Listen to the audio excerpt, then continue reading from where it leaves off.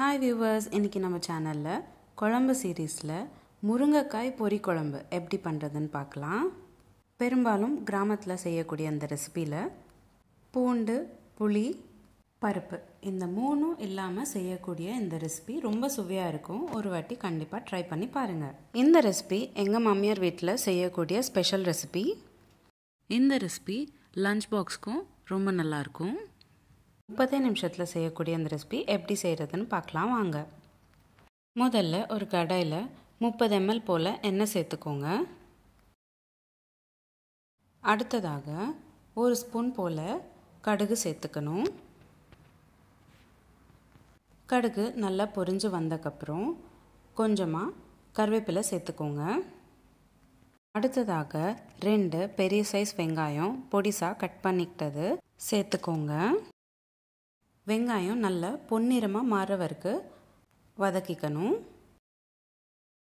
5லேருந்து 7 நிமிஷம் போல் ஆகும் நல்ல வெங்காயம் பொன்னிறமாக மாறுறதுக்கு. அடுத்ததாக கொஞ்சமாக கொத்தமல்லி இலை நல்ல பொடிசாக கட் பண்ணிக்கிட்டு அதையும் சேர்த்துக்கோங்க. 2 நிமிஷம் போல் நல்லா வதக்கிக்கோங்க.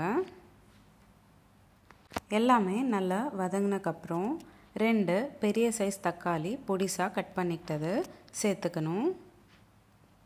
தக்காளி நல்லா வதங்கினக்கப்புறம் எண்ணெய் நல்லா பிரிஞ்சு வரும். அது வரைக்கும் நம்ம நல்லா வதக்கிக்கணும்.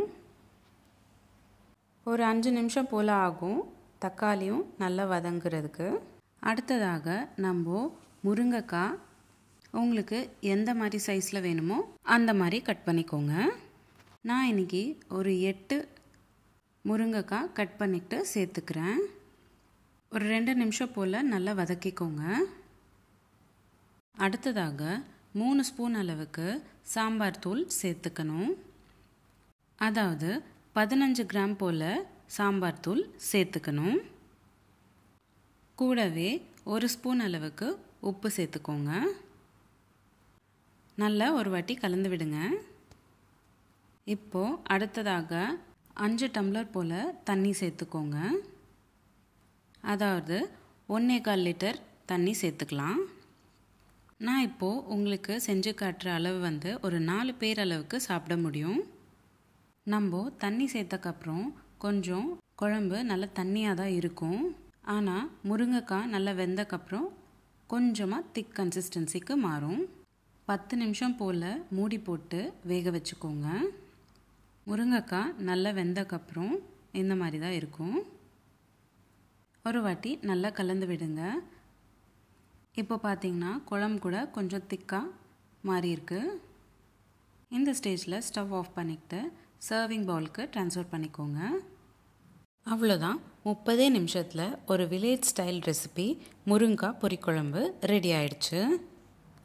நீங்களும் இந்த ரெசிபி ட்ரை பண்ணிவிட்டு எப்படி இருந்ததுன்னு கமெண்ட் பாக்ஸில் கமெண்ட் பண்ணுங்கள். உங்களுக்கு இந்த ரெசிபி பிடிச்சிருந்தா லைக் பண்ணுங்கள், ஷேர் பண்ணுங்கள். இந்த ரெசிபி எப்படி இருந்ததுன்னு கமெண்ட் பாக்ஸில் கமெண்ட் பண்ணுங்கள். இதே மாதிரி டெய்லி ஒரு ரெசிபி பார்க்குறதுக்கு என்னோடய சேனல் சப்ஸ்கிரைப் பண்ணிக்கோங்க. மீண்டும் சந்திப்போம் ஒரு சுவையான ரெசிபியுடன். தேங்க்யூ.